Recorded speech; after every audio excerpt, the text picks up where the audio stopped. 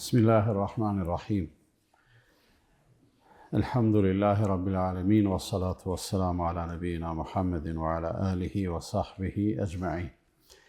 Me emrin e Allahut, gjithë mëshirshmit, mëshiruesit, gjitha falënderimet të takojnë Allahut të madhëruar, ai është Zoti i gjithësisë, dhe si rrjedhoi e kësaj takojnë gjitha adhurimet tona, edhe të gjitha madhërimet e lavdrimet, salatet dhe selamet qofshin për të dërguarin e tij Muhammedin sallallahu alaihi wasallam, që është më i përzgjedhur i njerëzimit, njeriu më i mirë cilin Allahu e ka kriju, njeriu më i mirë i cili ka ecë në fytyrën e tokës, njeriu më i mirë i cili ka fol, i cili ka thirrë në rrugën e Allahut fuqiplotë, i cili dëshmojmë se e përmbushim misionin e vet, e përcolli emanetin, edhe neve na e la rrugën e ndriçume, e të shtrume, e të sqarume, rrugë udhëzim i cili edhe natën e bën ditë në kuptimin e qartësisë. Ai që e ndjek edhe e pason këtë rrugë, padyshim që ka zgjedhur rrugën e shpëtimit edhe të lumturisë së përjetshme. Ndërsa ai që i shmanget kësaj rruge e ka zgjedhur atë që ka dashur me zgjedh vetë dhe për dështimin e tij s'ka drejt me i dhon përgjegjësi askujt. Të nderuar vëllezër, duke qenë se duhet të presim derisa të vijë koha e faljes së namazit të Kurban Bayramit, e shfrytëzojmë këtë kohë për një këshill të rastit, për një përkujtim. Mbas edhe ndonjë gjatë të re kemi me thonë, po kryesisht kemi fol aq sa juve pothuajse ju ka mbet me ndëgju ndonjë gjatë cilën e kemi thonë e që nuk e dini. Kështu që nëse ka përsëritje, atëherë ta dini se përsëritja u bën dobi besimtarëve. Në përgjithësi është rikujtim, nga se kemi nevojë. Jeta jonë është bë bukur, dinamike, e nga njerë ato gjanat cilat shpirti jonë ka nevojë me i dëgju edhe me i pas parasysh, nga njerë jeta po na bën me i harru. Kështu që rastet e këtilla të prezencës sonë në xhami, që janë një rikonfirmim i lidhjes tonë me Allahun fuqiplot, sigurisht që është e dobishme që t'i shfrytëzojmë për të fol atë që shpresojmë të na bëjë dobi të gjithëve, edhe atij që flet, edhe atij që dëgjon. Duke qenë se jemi në ditën e Kurban Bayramit, respektivisht duke qenë se jemi në ditën e 10 të muajit Dhulhijhe, është mirë ta kujtojmë këtë mirësi të madhe që Allahu në të vërtetë na ka begatu me këtë kohë e cila ka vlerë të veçantë. Allahu i madhruar, kur flet për veten në Kur'an, thot: Wallahu yakhluqu ma yasha'u wa yakhtar. Allahu krijon çka të don. Allahu krijon çka të don. Dhe prej asaj që krijon, Allahu prapë përzgjedh. I bie, Allahu çka të don krijon, e prej asaj që krijon prapë çka të don zgjedh. E përzgjedhja ka kuptim veç të mirë. Nuk ka kuptim të keq me thonë përzgjedhje për diçka keq. Jo, përzgjedhje për mirë. Përzgjedh Allahu prej krijesave të tij, edhe nuk gabojmë me thonë për këtë krijesave ka përzgjedh njeriu. Nuk e ka bo ma të fuqishmin, as nuk e ka bo ma të shpejtin, as nuk e ka bo ma, largpamësin në kuptimin fizik. Ka shumë krijesa që janë ma të fuqishme se njeriu. Ka shumë krijesa që janë ma të shpejta në lëvizje, ma larg shohin, ma shumë dëgjojnë, e kështu me radhë. Mirë po nuk ka bo Allahu krijesë tjetë ma e mendshme se njeriu.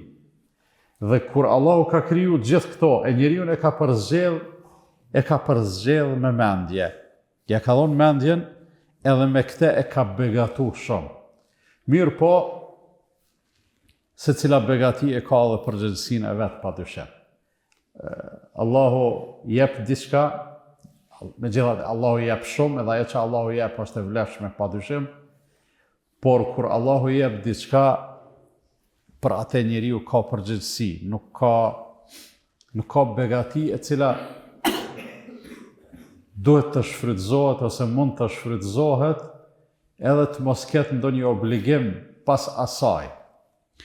Edhe begatia e mendjes pra e ka përgjegjësinë e vet. Për shkak se Allahu në mesin e këtyre krijesave që njeriu e zgjodhi, e përzgjodhi, e ngriti, e veçoi me mendje, kjo mendje pastaj u bë sebeb që Allahu i madhruar njeriu megjithatë ta obligoj. Vetëm njeriu i është të drejtuar Allahu me mesazh, me thirrje, me urdhresa, me ndalesa. Pse? Për arsye se ai, duke qenë se e ka mendjen, edhe mund t'i pranoj ato. Krijesat tjera, kafshët, shpezët e të ngjashme, Allahu i ka kriju, ato e jetojnë jetën e tyne në një farë mënyre pothuajse automatike, nuk kanë përzgjedhje. Me shku kënej ose anej, ato lëvizjet janë të parëndësishme, po mënyra e jetesës të krijesat tjera është pothuajse e automatizume. Njeriu Allahu i ka dhënë liri me zgjedh, apo dhënë me shku majtas a djathtas, apo dhënë me punu mirë apo keq. Ja ka dhënë mendjen që mos me pas arsye me thonë, o Zot, unë çka zgjodha, po nuk e dita. Po krahas mendjes ja ka dhënë edhe udhëzimin, edhe ky udhëzim padyshim që njeriu e bën krijesë për një mend shumë të përzgjedhur, edhe për një mend shumë të privilegjuar. Pastaj Allahu i madhruar ka zgjedh kohë që disa janë më të vlefshme, më me vlerë se tjerat, pra këtë koha është me vlerë të veçantë. Na kur flasim për kohën si mundësi e njeriut, ja themi gjithmonë se njeriu për te ka përgjegjësi, por ndonjë kohë vije nga njëherë si ofertë hyjnore, si ofertë cilën Zoti e jep, që njerëzit në te të kenë mundësi të fitojnë më shumë se sa në kohënat e rëndomta. Andaj edhe rujtja e kësaj kohe të veçantë, padyshim që e ka një përgjegjësi në vete. Allahu zgjedh edhe veprimet të caktuara, Allahu zgjedh edhe vende, cilave u ka dhënë gjithashtu vlerë më të veçantë, edhe kësaj funksionon jeta e kësaj bote. Në ndodhemi në ditën e 10 të muajit haxhit, që çdo 10 ditë e para të këtij muaji hanor, pra që kulmojnë me ditën e sotme, janë ditët më të zgjedhura të vitit. Ditët më me vlerë të vitit, edhe kjo padyshim që për neve paraqet një begati, të cilën është dashur me e pas shfrytëzuar dhe shpresoj ta kemi shfrytëzuar. Një prej shembujve konkret të manifestimit të këtij shfrytëzimi është mes tjera është edhe dita e djeshme, që ka qenë dita e faljes, dita e amnestisë, dita në cilën Allahu i madhruar krenohet, mburret madje me robërit e vet, si për ata që ka shku në haxh, si për ata që kanë shku në haxh, si për ata që s'kan shku.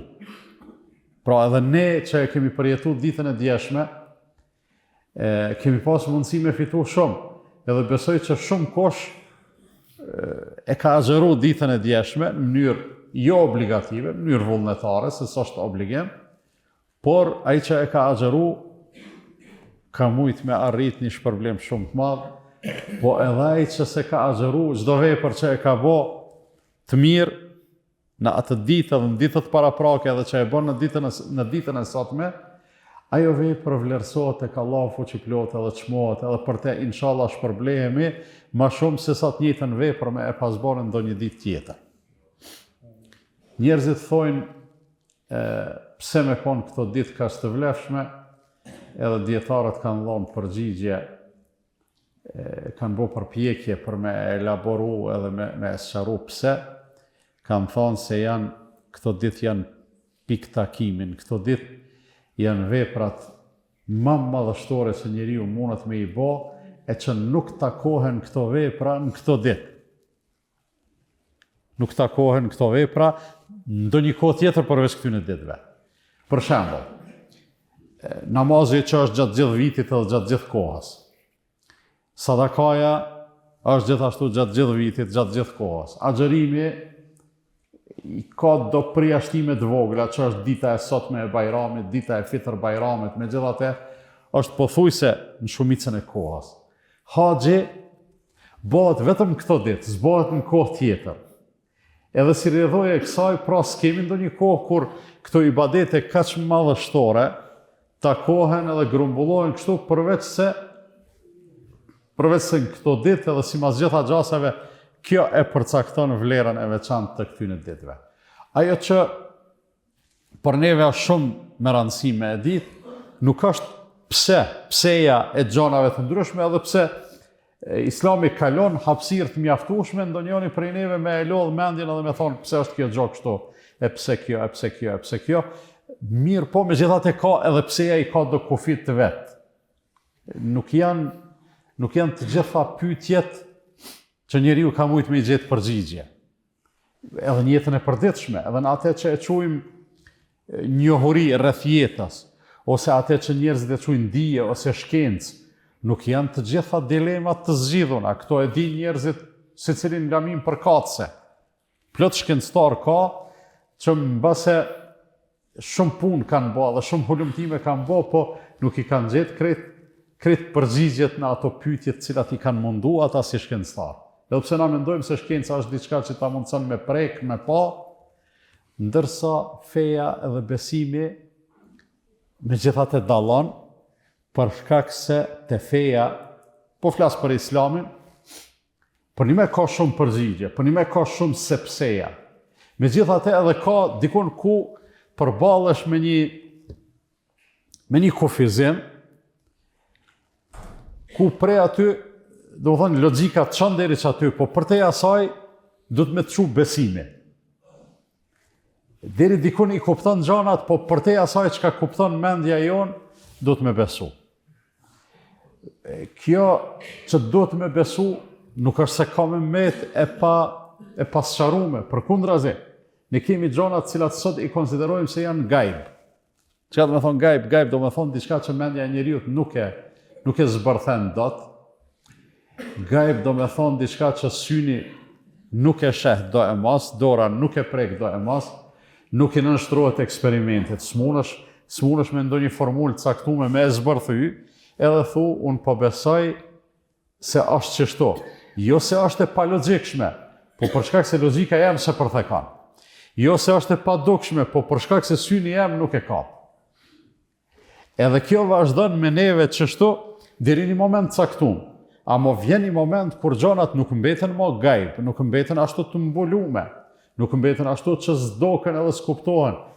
Kanë me ardhur plot gjonat cilat një moment caktuar kanë qenë gajb, ndërsa një moment tjetër bëhen të dukshme. Në mënyrë absolute, vetëm Allahu është ai I cili ashtu që ka thujt veten, alimul ghaibi wash shahada.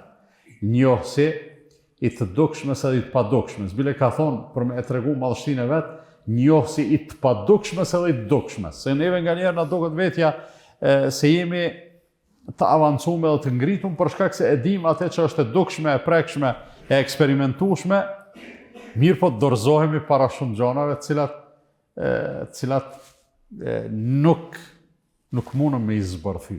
Ndërsa Allahu I madhruar nuk ka kurfar sfide për dijen e tij, ashtu qysh nuk ka kurfar sfide për plot fuqinë e tij, ashtu qysh nuk ka kurfar sfide dhe kufizime as edhe për dëshirën e tij.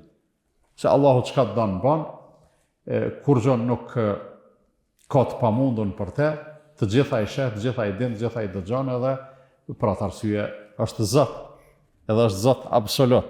Ndërsa ne besojmë për disa gjëra, po vjen një moment ato që I kemi besu, I shohim me sy. Nuk I shohim ndoshta të gjitha me synin e dunjas, por janë do perde që Allahu I ka qitë mos me I pana do gjëra për te, po ato perde disa hapen në momentin kur njeriu vjen puna me dhon shpirt.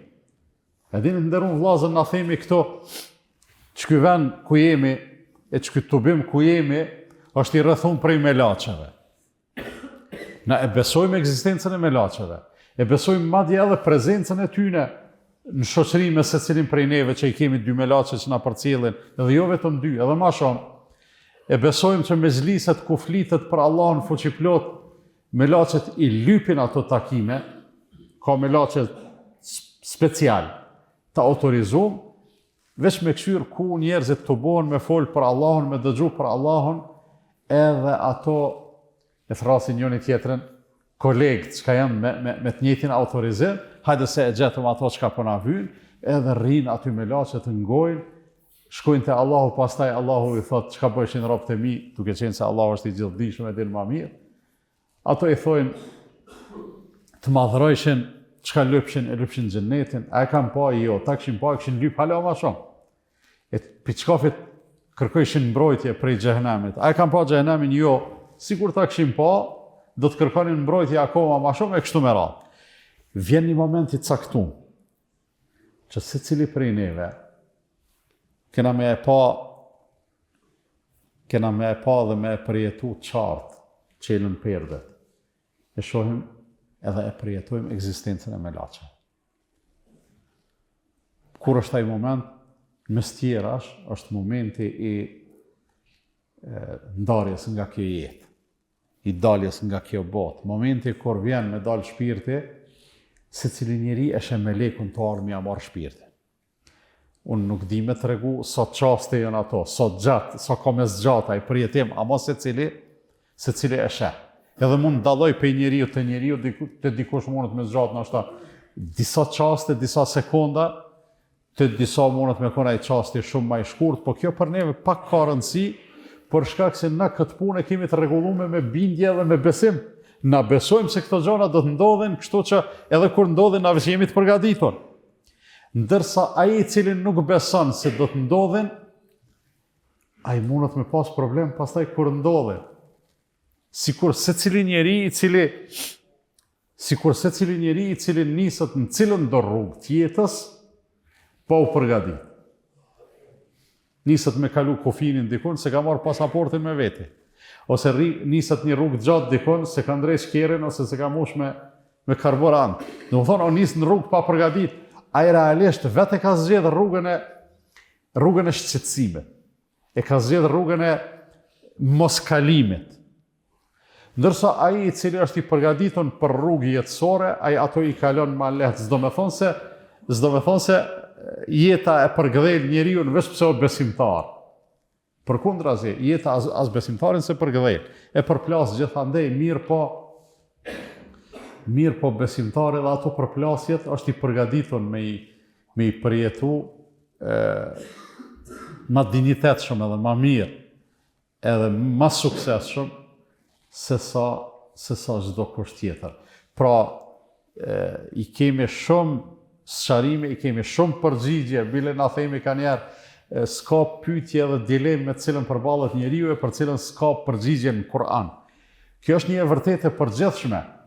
Mirë po, nuk është se Kur'ani na ofron edhe përgjigje detajume, por ajo që është e rëndësishme dhe është përparësi e Kur'anit, është përparësi e jona që jemi besimtarë në Kur'anin famall, në fjalën e Allahut, është se Kur'ani megjithatë ofron përgjigje për secilën pyetje, por disa përgjigje janë të përgjithshme, janë orientuese. Thot hec që knejse kime e gjetë përgjigjen për atë pyetje e cila po të mundon, edhe për atë dileme e cila po të shqetëson. Allahu i madhruar thot në Kur'an, veç për me ilustru me shembull këtë që po them. Fas'alu ahla dhikri in kuntum la ta'lamun bil bayyinati waz zubur. Nëse ndonjë gjë nuk dini e dëshironi me ditë, pyetini ata që dinë. Ata që dinë bil bayyinati waz zubur, që janë dishëm me argumente, me dëshmi, me dije të qartë, që ata do të më i pyet. Allah i madhruar edhe për vete kur flet në Kur'an, thot Ar-Rahmanu fas'al bihi khabira. Allahu është i gjithëmshirshëm, andaj për te, pra për Allahun, pyet dikon që është i mirë i informuar, mos e pyet gjithkan, mos e pyet ato që s'din me të kallëzu për Allahun. Mos i lyp edhe ti përgjigjet tua te ai i cili as për veti nuk i ka gjetë përgjigjet. Po Allah thot pyetini ata që din.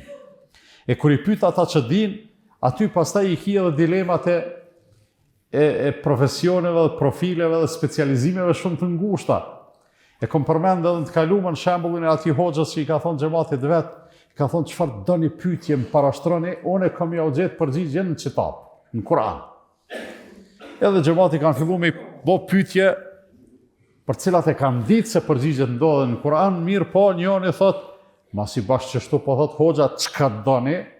E pyet thot prej kaç kilogram dreth grur, sa kilogram miell dalin. Tash në Kur'an s'u gjon këtë përgjigje çështu drejt për drejt. Hoxha i thot e gjejun në Kur'an, po ta tregoj përgjigjen nesër se tash si gati me hulumtu. Edhe kur vjen nesër i thot prej 1 kilogram grun dalin çkaç kilogram miell, ose prej 100 kilogram grun dalin çkaç kilogram miell. Është përgjigje e thjeshtë që unë personalisht nuk e di, po shumë kush për juve e dini, ose mund ta dini, s'është telashe. Edhe tash ai që e ka parashtruar pyetjen, a bon me më tregu, thot, në cilën faqe në Kur'an e gjete, që të përgjigje. E qel hoxha Kur'anin dhe i thot, e gjeta të fjale Allahut, për atë që nuk dini, pyetini ata që din. Kur'ani më orientoj qështu, edhe shkova te mullisi, te mullinxhia. Ja, është ekspert për këtë punë, ja parashtrova këtë pyetje. Tha hoxha, a çto s'pedina? Do të thonë sen i thjesht që për secilin ato që e din do këtë e thjesht, po për ato që se din, do këtë e madhe edhe e vështirë. E na si njerëz duke qenë se dijet i kemi edhe të kufizume, po i kemi edhe specifike, se cilin një lamit caktume, na e plotësojmë pastaj njëri tjetrin. Edhe përgjigjet i lypim aty ku duhet, Kur'ani na jep një orientim të përgjithshëm, e pastaj në atë orientim kime e taku mjekon, kime e taku ndërtimtarin, kime e taku secilin që dija e ti ty të vyn. Edhe përgjigjet që ai i ka për ty janë koza serioze, e lyp e gjen edhe kësaj të i kalohen ato problemet e jetës. Të kthehemi pak në temë se ju e dini se cilin bajram, unë kam qef kër e filloj këtë fjalim, me folë diçka konkrete, po në shumicën e rasteve në qëtë prezenca e xhamatit që në bajram është specifike. Do thënë në bajram është xhamati i bajramit. Në xhuma është xhamati i xhumas. Në Ramazan, për shembull, e kini xhamat të Ramazanit, po flas për një pjesë gjithsesi, s'po përgjithsoj, që i ki xhamat vetëm në Ramazan.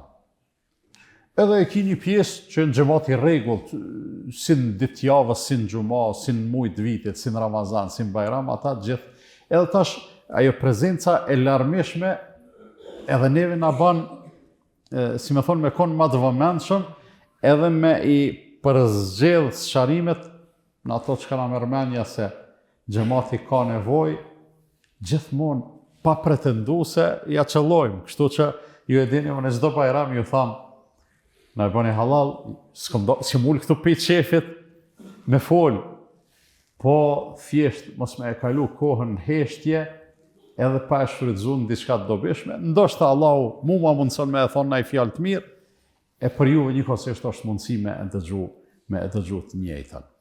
Ajo që e karakterizon këtë kohë në cilën ndodhemi, sidomos ditën e sotme, janë disa veprime madhore, madhështore, të cilat na i veprojmë, për shembull e përmenda Ramazanin. Ramazani agjerohet masovikisht. Është koha e kurbanit sot. Kurbani therrët masovikisht prej muslimanëve. Shumë kush ndoshta edhe nuk e ka marrë mundimin me u thellu shumë as për historinë që shka me të kurbani, as edhe për disa rregulla konkrete, për te është e mjaftueshme, edhe është e mjaftueshme kur të këshirsh një aspekt, thot ka koha e kurbanit. Sa kushton kurbani? 200 euro. I kam 200 euro për me e prej, e paguj, ose e blej, ose e therri vetë, ose pak ka rëndësi prap, edhe e krya unë obligimin. Si jam unë i interesuar me u bo hoxh, me u bo specialist i këtyne rregullave edhe dispozitave. edhe është shumë e saktë edhe e drejtë. Mirë po, ana bën dëm nëse e dim pak ma shumë edhe ma thellë kuptimet e kurbanit, edhe rregullat, edhe çysh ka met, s'na bën dëm hiç, përkundrazi. Allahu i madhruar për kurbanin na ka mësuar në surën Kauthar, që është surja më e shkurtër e Kur'anit, Inna a'tainaka al-Kauthar, që të surë besoj tonë e din, aty thot Allahu fesalli li rabbika wanhar, dhe falu për Zotin tënd, edhe prej kurban.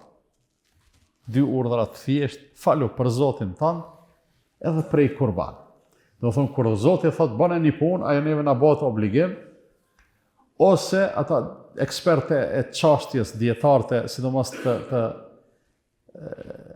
legislacionit islam, ata i kanë masanet do formulat veta që a është çdo urdhër obligim, apo ndonjë urdhër mund me qenë preferencë. Për neve pak ka rëndësi, për neve si besimtar e rëndësishme është, a ka thonë Zoti bane që të punë? Po, unë si besimtar do të mundohem me e qunë vend urdhën e Zotit. Është apo nuk është obligim? Edhe kjo është ajo që njerëzit e respektojnë kryesisht. Historia e kurbanit lidhet me Ibrahimin a.s. Ibrahimi a.s. ka qenë një prej pejgamberëve të mëdhej të Allahut. Këtë pejgamberët kanë qenë të mëdhej edhe me vlerë, po prej tyre disa kanë qenë më të mëdhej, 5 janë ata: Nuhu, Ibrahimi, Musa, Isa, edhe i fundit Muhamedi sallallahu alaihi wasallam. Prej këtyre 5-ve prap 2 janë më të përzgjedhur, që janë Ibrahimi edhe Muhamedi alaihi wassalam. Ibrahimi alayhi salatu wasalam ka një histori shumë të bujshme, është shumë prezent në Kur'an, pothuajse nuk ka sure prej sureve të gjata që s'përmendet Ibrahimi me aspekte, me fragmente, me dimensione të ndryshme të jetës tij.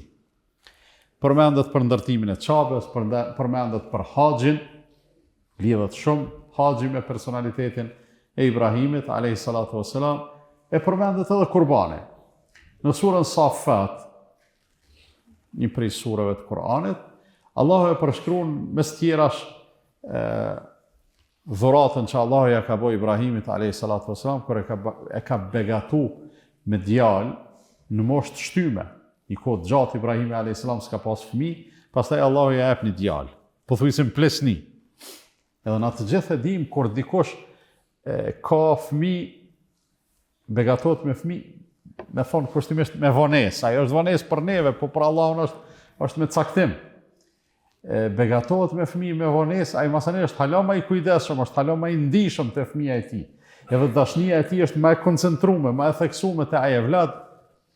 Dhe Allahu e përshkruan Ibrahimin alayhi salatu wasalam dhe djalin e tij Ismailin kështu, thot falamma balagha ma'ahu as-sa'ya qala ya bunayya inni ara fil manami anni adhbahuka fanzur madha tara. Kur thot djali, filloi me u rrit. Nuk u bë burr, po u bë djalosh. Edhe arriti në atë gjendje dhe në atë moshë që megjithatë e ka edhe dëshirën edhe gatishmërinë me i hy babës në krah, që thonë te na. Arriti në gjendje që me hec bashkë me babën, me punu bashkë me babën, edhe pse djali jo në mënyrë të pavarur, në krah të babës, po baba në atë gjendje shumë i kënaqur, shumë i lumtur që ju bë evladi gati mi u bë edhe si shok. Në këtë kohën kur njeriu fillon më tepër se në çdo kohë tjetër me e shiju begatinë e të qenit prind, edhe të pasunit evlad, Allahu i madhruar e sprovoi Ibrahimin me një sprovë. E sprovat janë të lloj-llojshme të ndërruar vllazër. Na i themi sprovë smundjes, ose i themi sprovë ndonjë vështirësie me të cilën Zoti na sprovon, ose skamjes, ose kështu me radhë. Mirë po sprova është edhe thirrja që Allahu na ka bërë neve për me besu është sprovë. Se besimi është sprova, apo beson as po beson. Jo, po du me e pa. E si të thush, po du me e pa, do më thonë, s'ke pranu me u sprovu. Ke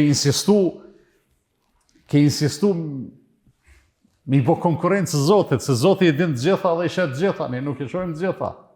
Si do që tjetë, e sprovoj Allahu edhe i tha, o Ibrahim, atë djalin cilin ti atë shumë e dënë, Zotin duhet me e dashtë ma shumë. Edhe duke qenë se Zotin duhet me e dashtë ma shumë, ti për me e fitu kënaqësinë e Zotit, atë djalë duhet me e bo kurban. Edhe ky urdhër nuk i ka ardhur Ibrahimit a.s. nëpërmjet melekut që ju vjen pejgamberëve shpallja, po i ka ardhur nëpërmjet ëndrrës. E ka pa këtë ëndër simas gjitha gjasave disa herë. Rresht edhe e fitoi përshtypjen që Zoti është t'u ja lyp ç't punë. Tash Ibrahimi po e bën dert me djalin e vet, po i thotë o birr, jam të pa ëndër se do të më të bë kurban. Çka po më rëmeni aty? Ai i gatshëm. Ai i gatshëm ta çojmë në vend këtë sprovë të Zotit. Edhe djali i thotë ja ebeti if'al ma tu'mar. O bab, nëse ti thu është të më urdhnu, ti grahi qysh je të urdhnu. Mosëm vetëm kur ta lyp Zotin i sen, kjo nuk diskutohet se te gjiduni insha Allahu min as-sabirin, edhe keme e pasi me lejën e Allahut unë kam me bo sabër, kam me duru për këtë punë. Edhe sprova nuk ishte me e therë djalin, urdhni, kërkesa ishte, po sprova nuk ishte. Pse? Por një arsye shumë thjesht, na të shëngjojmë Allahun. Allahun e ngjojmë si Erhamur Rahimin, më i mëshirshëm i të gjithë mëshiruesve. Ka 30 herë nditje kur e lexojmë Elhamin themi Errahmanir Rahim. Mëshiruesi pa kufishëm edhe mëshiruesi i veçantë. E qysh ky Zot kaq i mëshirshëm e më na e bën neve obligim me i therr evlat ton. Qysh ky Zot kaq i gjithdijshëm edhe kaq i mirë, njerëzimi do të më u zhvillu, e qysh më u zhvillu të i therr evlat. Do thonë për një gjenerat ish zhduk njerëzimi. Kështu që sprova e Ibrahimit a.s. ishte e veçantë. Ishte sprovë e dashnisë edhe përkushtimit, që mos me e lanë Allahu robin e vetë me u shmang prej asaj që është ma e mira. Ma e mirë, jo veç e mirë. Neve lypët me e bot të mirën, amo pejgambert e Allah edhe sprovat i kanë pas ma të veçanta, jo sikur na. Ajo që është e rëndësishme është se, në fund, Ibrahimi a.s. e dëshmoj se është i gatshëm me e çu në vend urdhën e Allahut, mirë po Allah nuk lejoi me ndodh ajo që Ibrahimi e kishte kuptuar pe ëndrës. Po thot masani ja Ibrahimu qad saddaqta ar-ru'ya, Allahu po i thot o Ibrahim, ato çka e ke kuptuar në ëndër ti e realizove. Inna kadhalika najzi al-muhsinin, na kësaj ish problem ata që bojnë mirë, o fedejnahu bi dhibhin azim, edhe ne e shpagum e vladin. Nuk e lam e vladin me u therë, së është e natyrshme. E Allahu s'ka kërku gjanat pa natyrshme, po thot e sollëm një dash ose një krijes që ka mund të këtë qenë madhështore. Thojnë djetarët, ja kanë pru Ibrahimit a.s. një dash i cili ka kullot në xhennet 40 vite. Mundet me tinglu e çuditshme, mundet edhe me konë qashtu, funit se kem ndërmend na me umor me ato, a është sakt qashtu apo jo, por ajo që për neve menoj se është shumë do me thonë se është se jeta e njeriut ka vlerë shumë më të madhe se sa një begati e cila në jetën tonë të kësaj bote mund të ketë ardhë direkt për xhenetin. Me thonë Allahu, o robi jam, do dukat, ose do diamanta, ose do kështu, diçka për xhenetit merri. Amo, këqyre tash vetën, a ka vlerë për ty ma shumë që kjo, a ka ma shumë e vladi jëtë, ose a ka vlerë që kjo ma shumë, a ma shumë një njeri, kush do të qoftë aj, a do të ishin gjendje kretë qëto me edhon për me e shpëtu një jetën e njeriut, me cilin do shta s'tlidhë kur gjo, mund tjetë njeri i huj, e që kjo pikrisht e qëtë në pah, që të renditje që ka vo Allahu. Jeta njerëzore vjen në radhë të parë, krejt ato tjera të vinë ma vonë. Edhe pasunia, edhe begatia, edhe plot gjana tjera. E mos të flasëm ma, kur ai njeri mundet me qenë më i dashtuni për ty që është e vladi jëtë, ose është familjari jëtë, pasarësi jëtë, ose kush do të qoftë tjetër. Jeta e secilit njeri, për secilin prej neve do të me konë shumë e shtrajt, edhe shumë e çmueshme. Në këtë rast, ndërru vllazën, i kemi dy mësime interesante shumë. Në të vërtet, krahas kësaj që thash jeta njerëzore është prioriteti, i të gjitha prioriteteve. Mas kësaj i kemi dy mësime interesante. E para e kemi një mësim, një model të prindit, edhe e dyta e kemi një model të evladit. Prindi Tha, o birë, nëse Zoti e lyp pej meje me të sakrifikuar, jam i gatshëm. Po ti a je i gatshëm? Edhe Ibrahimi a.s. e dëshmoi gatishmërinë, edhe arriti atë që Allahu me e qujt. O Ibrahim, ti e realizove, ti e arrite, ti e bane punën tone. Edhe na kësisoj ish problem ata që jenë bameras, muhsinin, edhe na dëshmojnë që Ibrahimi a.s. ishte i këtil. Po edhe e vladi, Ismailin në këtë rast, e arriti atë derejën më të mirë dhe më të admirueshme dhe më të lakmueshme për secilin prej neve, që me i thonë babas, o babë, qysh të thotë Zoti, ti qashtu banja, unë mas te e kom e avë. Edhe kjo është shumë madhështore. Kjo s'ndodh për një ditë gjithsesi. Ndodh për një jetë. Edhe qëto menoj se si mësim na duhet me e synu. Na nuk mundum ta kuptojmë edhe këte. Edhe Ibrahimi ishte pejgamber, edhe Ismaili ishte pejgamber. Na, pejgamberllëkon sot nuk mundum me arrit. Çka do me bo? Asnjëri prej neve pejgamber s'mundum me u bo. Kështu që kushdo që thot unë jam pejgamber, rran. Edhe kushdo që thot filoni është pejgamber, edhe ai rran. E me i thonë filoni është pejgamber, ati filoni të vesmi shku buza në gaz, edhe ai bjen në të njëjtën sprovë si kur ai që ka deviju, pejgamber s'mundëm me u bo. A mundëm me u bo muhsinin që kon Ibrahimi a.s. Bamerës, po, bile kemi thirrje për këtë punë. Edhe kjo është ajo që realisht na do të me e synu. A mundëm me u bo na, ose me eduku e vlatë tonë që të bëhen sikur se ka thonë Ismaili, se te gjiduni insha Allahu minas sabirin. Ki me e pa o babë se unë me lejnë Allah të kome qenë prej sabirinve, prej durimtarve. Po, a se vlati jonë së nëbat pejgamber sikur Ismaili, mirë po sabir, prej sabirinve mundët me u bo, prej durimtarve mundët me u bo. E kjo është sprova jonë. Ibrahimi a.s. e kishte një sprovë më të veçantë, edhe ishte i gatshëm për hir të Zotit, e dëshmoj, ja ka pranu Allah që edhe e vladin me sakrifiku, prej neve, elhamdulillah, Allah ti takon lavdi dhe falënderime, s'kërkohet një gjë e tillë. Çka kërkohet prej neve? Prej neve kërkohet thjesht çajo gatishmëri për me sakrifiku diçka prej asaj që Allahu na e ka dhënë. Allahu na e ka dhënë. Pasunin Allahu na e ka dhënë. Prej asaj pasunie kemi nda 200 euro për me bleni një dele ose një dash, ose një hise të kurbanit në kafsh më të madhe, dhe me sakrifiku. Edhe kjo sakrificë prap është shumë e thjeshtë në kuptimin se në gjatë vitit edhe kur s'është Bajram, me na i mbledh, jo 200 euro, po ndoshta edhe më shumë, blejmë mish për me hongër, për me ushqy, vetën edhe familjet tona.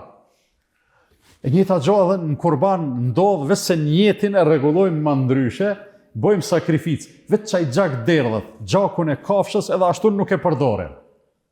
Gjakun e kafshës edhe ashtu nuk e përdorim. Është haram me e përdor, me ushqy me te. Te kurbani njëta gjë ndodh, çaj mish të cilin ti e ke pagu kafshën, prap vetë mundesh me e hangër. Ai udhëzimi me ndan 3 pjesë. Një pjesë më dhon fukarave, një pjesë më dhon të afërmve, një pjesë më nal për vete. Ajo është preferencë, edhe nuk është preferenca me ndan pjesë barabarta. 20 kg mish, mundesh për shembull 2 kg më dhon fukarave, 1 kg më dhon dikujt, atë pjesën tjetër më nal për vete. Po edhe na sot ankohemi, themi, vëllai s'po kam kujna më dhon mish të kurbanit se po ankohen për mishit të dhënve, po thonë son peham se pi vjen era, ndërsa edhe njerëzit e meqëm, kretë njerëzit e meqëm e dinë se më i mirë o mishi i dhenve se mishi i lopës, cilin na shumë e hamë dhe e konzumojnë. Po me gjithë atë jena mësu pak ka rëndësi kjo. Ajo që po du me thonë është se na e bojmë sakrificën edhe prapë që e mirësi, që e pasuni, që ato pare prapë të na mbeten. Shtoja kësaj atë faktin tjetër se Allahu, kur ndonjëri prej neve bën diçka për ta, nuk mundet me u imagjinu që Allah dikujt me i met paç. Nëse ke dhon zeqat, kur mos meno se për çaq pare je mangot. Nëse ke dhon sadaka, nëse ke bën ndonjë bamirësi, po edhe kurbanin kur të presh.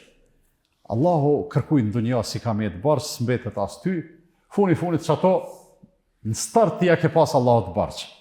Se kur të ka dhonë, dush me i thonë falimderit, e Allahu falenderimin e lyp, e cakton qysh don vetë ajo, qysh dojmë na mja bo, edhe një prej atyne mënyrave të falenderimit të Allahut është edhe zeqati, është edhe sadakaja, është edhe kurbani, është edhe shkumja në haxh, varësisht sipas mundësive gjithsesi. Po du me thonë që Allahu njëve sprovën na e ka bo shumë të thjesht edhe shumë të kapshme, edhe në fund çka na ka thonë? Ka thonë "Len yanala Allaha luhumuha wala dima'uha". O njerëz, te Allahu nuk mrin as mishi i kurbanit, as gjaku i kurbanit. Gjaku shkon tokë, mishin e merr e han ti ose e han dikush, s'ka rëndësi. Ti vendos çka ki me bë me to funit. Walakin yanaluhu at-taqwa minkum. Te Allahu mrin devotshmëria e juaj. Çajo gatishmëria e juaj për me i thonë Zotit, o Zot, unë ty të përgjigjem. Ti thu, bën kështu, unë e tham, i gatshëm jam. A mri, as mri, si kur Ibrahimi a.s. është tjetër muhabet. Po Allah i madhruar, në momentin që ne dëshmojmë gatishmëri për me e bo një punë, cilën Allah e ka kërku prej neve, Allah me automatizëm e pranon atë punë. Edhe e regjistron atë punë si kurse me e pas bo na. Ibrahimi a.s. nuk e there djalin, ndërsa Allahu i tha, ja Ibrahimu qad saddaqta ar-ru'ya, o Ibrahim ti e çove në vend ëndrrën. E çove në vend. Pse? Tregove gatishmëri. E na jemi pikrisht në këtë sprovë, nderuar vëllezër, që Allahu pret me pa në neve gatishmëri. O robërit e mi, faluni. Në qindra ajete Allahu na urdhënon me fal namazin. Edhe na do të me thonë o Zot, gatishmëria jonë për mi u përgjigj urdhrit tënd është në nivel 100%. Pastaj gjatë rrugës ti mundesh mos me kon gjendje me nejt në kam, falesh ulën. Mundesh me kon udhëtar ose i smut ose në situata shumë të veçanta, vend se me e fal drekën 4 recate, fal 2 recate. Vend se me e fal drekën kod vet, i kindin kod vet, i fal drekën edhe i kindin në kod drekës ose në kod i kindis, që është ty të përshtatë. Situatat veçanta po flas, mos të keq kuptohemi. Në vend se me bë këto e bën këto e kështu me radhë edhe deri në një moment ku një njeri i shtrit në shtratin i palëvizshëm në shtrat, me një përpëlitje të synit ose me një mendim të zemrës, e me një fjalë të gojës që mundet ose s'mundet me e thonë ç'është duhet, me çato llogaritet se e ka fal namazin. Pse? Shpirti i tij ka tregu gatishmëri, o Zot, po du me të përgjigj. Vjen Ramazani, Allahu thotë o robër, agjerani. Dikush e ka dëshmu në jetën e tij se është i gatshëm me agjeru. I ka agjeru 70 Ramazana, 80 Ramazana, edhe vjen mosha e tij 90 vjeçare ose ma tepër ose çaty dikon edhe o Zot, s'po muj ma shoh. Pejgamberi sallallahu alajhi wasallam thotë, kur të smuret robi ose kur të udhëton, Allahu ja shkruan punë sikur i ka vepruar kur u kon i fortë edhe kur kon vend vetin. Ai që ka agjeru kur u kon i fortë edhe kur smuret, Allahu ja shkruan sikur se me pas agjeru. Ai që u fal në kom kur u kon i fortë edhe kur falet ulën, ja shkruan sikur se me u pas fal në kom. Te namazi se kena atë alternativën me agjeru ose jo, e te namazi me u fal ose jo. Jo, pa u fal s'ban. Mirë po falës tani qysh ta lejojnë mundësi tua për arsye se namazit nderuar vllazën, kisha pas qef tamanin mend se to, namazi është një lidhje shumë specifike e robit me Allahun fuqiplot. Namazi është manifestimi më i mirë i asaj nevoje që robi e ka, njeriu e ka, për me koni lidhur me Allahun. Por nga njerë dikujt i mungon vetdia. S'është mjaftueshëm i vetdijshëm, që ka shumë nevojë për Allahun edhe ka shumë nevojë me koni lidhur me Allahun, edhe si pasojë e mungesës të vetdijes, ai lidhet me Zotin veç kur është në zar. Kur murmuron shumë, thotë Allah. Ose është të hec me kerë, ndodh një rrezik, të thojmë të na për një kime pështoj, la ilaha illallah, veç Allahun pështoj. Ç'ky është njeriu i natyrshëm. Ai njeriu i cili kur është rahat, ashta tingëllan rënë me thone harën Zotin, po si bjen qaqën në mend për Zotin, Ai gjendja e tij nuk është e natyrshme. Namazi e kompenzon çto. 5 herë në ditë me ta kujtu Zotin, 5 herë në ditë me u lidh me Allahun, kjo është punë e madhe dhe shumë madhështore. Për këtë arsye, namazi nuk i nënshtrohet diskutimit, a më fal, a mos më fal. Ka shumë diskutime, çysh më fal, dikon s'din ka kibla, çysh më fal kur s'din kibla, çysh më fal kur s'ki ujë me marr abdes, çysh më fal kur s'tmajn kam, çysh më fal kur kështu, a më fal, a mos më fal, këtë diskutim në kitab, pra në këtë Kur'an, fjalët e Allahut fuqiplot. Edhe në hadithet pejgamberit sallallahu alajhi wasallam nuk ka bazë. Pse? Jo se Zoti ka dashur me na ngarku, se mundet me tingëllu për një më e rënd, dikush që e këshyr namazin për jashtë, thot vallai pa karan tani jetën me u fal 5 herë në ditë, ama kur të hish mrena e merr vesh sa i mirë është namazi dhe sa shumë kemi nevojë për ta. Me po veç me analizu sa herë na rreh zemra në ditë, me 1000 herë, 10.000 herë. Sa herë marrim frym, me 10.000 herë gjatë ditës, me e majt menën të frymarrja edhe me i numru. 1, 2, shkon dita, dhe ndoshta çrregullohet jeta. Mirë po funksionon në mënyrë automatike frymarrja dhe nëse kemi problemet paraqiten veç atëherë kur s'munëm me marr frym. Edhe te namazi është çështo. Ai i cili bindet, e besimtari do të me u bind, fillon me e fal namazin, mos e ka problem, a me u fal. E ka problem kur hin koha çysh me u fal. Çysh jam në zonë, ka hi koha e namazit, çysh të lirohna për me e fal namazin. Pse? Se kemi nevojë për me qenë të lidhën, kemi nevojë me qenë të lidhën me Allahun fuqiplot. Kur se shumë tema po lidhen njëna me tjetrën e po mundohen atona me i prek kapak, po e përfundoj duke e përmend edhe një, menoj se është mësim i rëndësishëm, sidomos te historia e Ibrahimit alayhis salatu wassalam. Ju kërku një gjë, e përfundoj me një gjë tjetër, kjo tregon se mes tjerash, tregon se esenca e përkushtimit ndaj Allahut, esenca e përuljes ndaj Allahut, e bindjes në Allahun, e dëgjueshmërisë për Allahun, që është ajo cilën Zoti e lyp pej neve, formalitetet nganjëherë dallojnë. Formalitetet nganjëherë mundën me qenë të parëndësishme. Madje bën me thonë edhe këto, po pa e keq kuptu, do gjana kur Zoti e sheh se na po dojmë me i bë, po mundësit s'na lejojnë, Allahu na i vlerëson sikur se me i pas bë, edhe pse si kemi bë, edhe pse s'kemi vepru. Shumë ka shembuj edhe dëshmi për këtë punë. 2 njerëz Allahu i shpërblen barabart, ai i cili ka dhënë, edhe ai i cili ka thonë, kisha pas edhe unë kisha dhënë si filani. Ky dyti s'ka dhënë, po Allahu e shpërblen edhe atë. Pse? Se Allahu e din që atë çka ai po thot, ai nuk është pretendim, është sinqeritet. Me pas edhe ai kish dhënë. Ai që thot me pas mujt edhe unë kisha ra shahid në rrugën e Allahut, se shumë punë e madhe, edhe pse vdes me vdekje të natyrshme, Allahu thot e ngrit në drejtë të shahidit. Pse? Se Allahu e din se ai është i përzemërt edhe i sinqert. Kështu që do të me e thonë ato që e ka thonë pejgamberi sallallahu alaihi wasallam, inna Allahe la yanzuru ila suwarikum wala ila ajsadikum. Allahu nuk ja u këshyr pamjet edhe dukjet juve, si ja u këshyr as trupin. Walakin yanzuru ila qulubikum. Allahu ja u këshyr zemrën. Se ka qasja Allahu, as mundu me i thonë filoni u burri mirë, pse e ka zemrën e mirë. As mundu me thonë unë jem njeri i mirë se e kam zemrën e mirë. Këtën të njëri tjetri këtos, apo te Allahu, po, ai që e ka zemrën e mirë, Allahu e din mirë se e ka zemrën e mirë, edhe e vlerëson.